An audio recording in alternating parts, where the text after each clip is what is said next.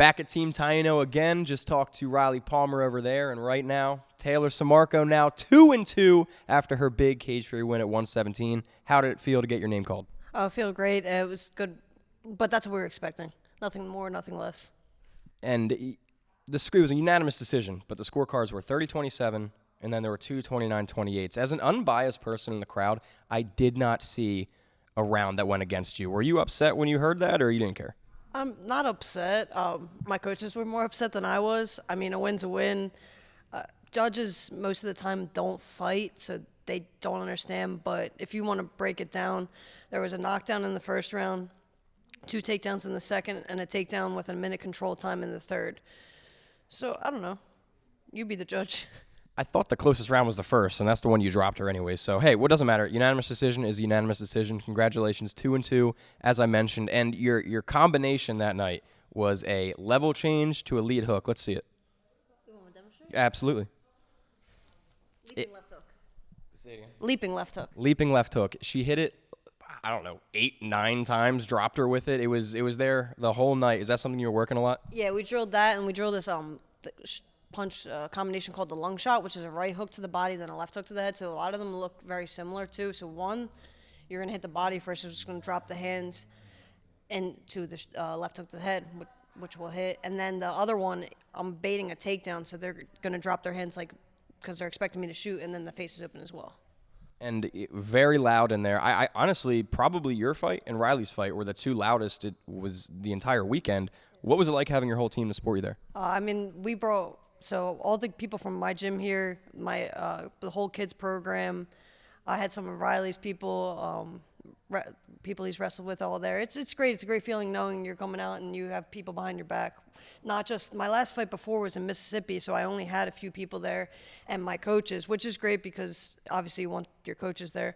But having 150 people versus 10, there's a huge difference. You see it in there. You see it and you hear it and you feel it. It was awesome, and I was very glad to be a part of it. You know, you seem very healthy. Got a little black and blue next to this eye, not maybe a little browning, we'll call it. Assuming you are healthy, when do you want to get back in there? So I was just talking to my head coach the other day.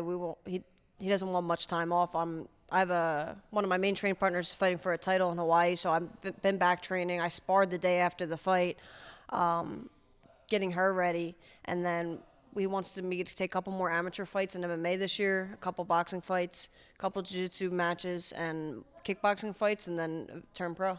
Head coach Eddie Torres, Deanna Bennis, the training partner. We are talking about some big names you're training with. Fantastic gym, fantastic area of MMA of the world. So is it safe to say 2024 pro debut maybe? Yeah, somewhere around there. I mean, if we finish out 2023, if I don't take another 3 years off, like my little break in between before that Mississippi fight, get a couple more fights in this year. I want to fight in Mississippi again, do those advanced AMI rules, 3-minute rounds, no shin pads, everything's legal, and then go pro, yeah. And obviously you get the win in dominant fashion, but another thing I noticed that night was you were talking to Miranda Granger.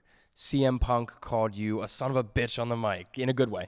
I saw Rob congratulate you, Rob Haydek. Like, so much support of bigger names and attention on you and people really seeming to notice you and be impressed with your performance. Is that starting to feel realer at all, like you moving up the ranks towards the big leagues?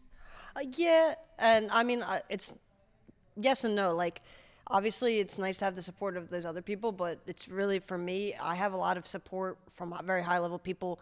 My 3 main coaches are Eddie Torres, Andre Petrosky, and Pat Sabatini, who are 2 of them are in the UFC. Eddie's a very high-level pro as well. So my main coaches are very high-level, so I get a lot of that already. And, you know, tomorrow, UFC 287 goes down. Joe Pyfer, someone you know a little bit. Does he beat up GM3? Of course. There's no doubt in my mind about that one. Yeah, not much doubt about Joe Pyfer. Kid's a stud. But Taylor, again, congratulations. It was awesome to be there in person. 2-2. Taylor Samarco, keep an eye on her because as exciting as she is, she's also very skilled. And she's coming for a lot of people. Taylor, kick ass, dude.